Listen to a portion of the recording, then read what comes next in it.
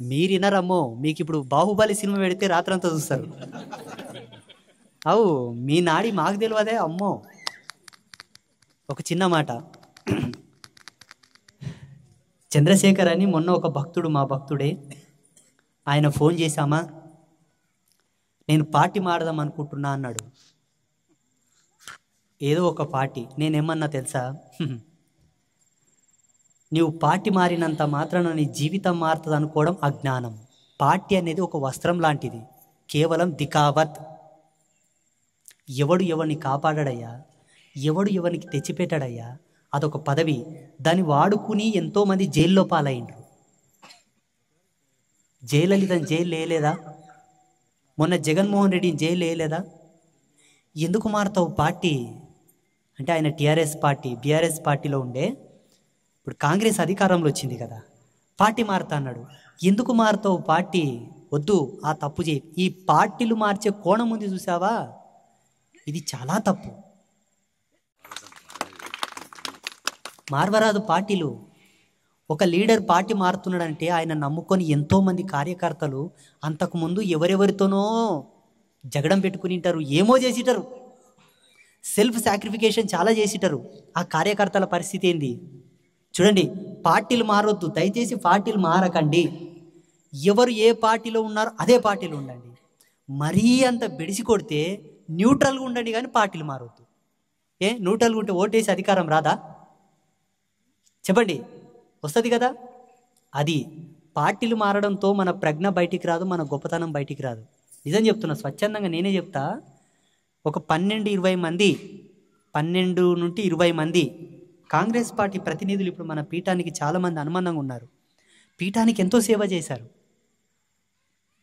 TRS పార్టీలో ఉండేవాళ్ళు, BRS పార్టీలో ఉండేవాళ్ళు ఒక 100-200 మంది కరుడు కట్టినటువంటి భక్తులు ఉన్నారు నాకు, నా పీఠానికి. ఇట్లా ఫోన్ చేస్తే వస్తారు.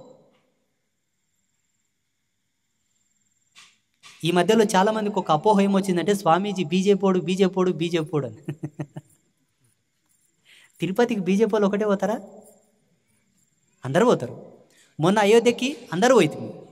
నేను ధర్మంకి వారసుని, ధర్మం కోసం మాట్లాడతా, పార్టీల గురించి మాట్లాడను. నరేంద్ర మోదీ అంటే చూడప్ప, నరేంద్ర మోదీ యొక్క భావాలు నాకు చాలా నచ్చుతాయి. ఇప్పుడు ప్రదీప్ నాకు నచ్చిండు, ఆయన నచ్చిండు. ఒకరు నచ్చుకోవడంలో తప్పు లేదు కదా. ఇదే నరేంద్ర మోదీజీ కాంగ్రెస్ పార్టీలో ఉన్నా నేను ఇష్టపడేవాడిని. మనిషి విజయం నాకు నచ్చింది. నరేంద్ర మోదీని ఇష్టపడ్డంత మాత్రం నేను బీజేపీని అయిపోతానా? ఇదేం విచిత్రం కాదా? ఇది తప్పు కదా. అట్లా నేను బీజేపీ పార్టీని కాదు, కాంగ్రెస్ పార్టీని కాదు, టీఆర్ఎస్ పార్టీని కాదు, ఏ పార్టీ కాదు. సాధువు అనేవాడు ఒకటే పార్టీ, ధర్మం అనే పార్టీ. ధర్మం ధర్మం ధర్మం ధర్మం అంతే. అందరు ఇది గ్రహించండి. మీరు కూడా బయట చెప్పురు, ఎవరన్నా అంబాత్రయ క్షేత్రం పోయి వచ్చినామంటారు, ఆ స్వామి బీజేపీ వాడు అంటే మూతి పండు రాలగొట్టరు ఫస్ట్, మళ్ళీ ట్రీట్మెంట్ చేపిస్తాం. పైలా రాలగొట్టరు, మళ్ళీ అతికిస్తాం, పర్వాలే, గుర్తా ఉండిపోతుంది.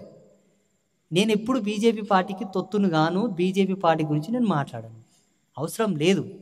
అట్లా అంటే మొన్న ఒక నా భక్తుడు వచ్చాడు, ఆయన కూడా కాంగ్రెస్ పార్టీ ప్రతినిధి. అమ్మా నీవు గుడి కట్టమ్మా, అవసరం అనుకుంటే నా 12 ఎకరాలు అమ్మాను, నీకు సాయం చేస్తాను. మధుసూదన్ రెడ్డి ఫ్రమ్ హైదరాబాద్.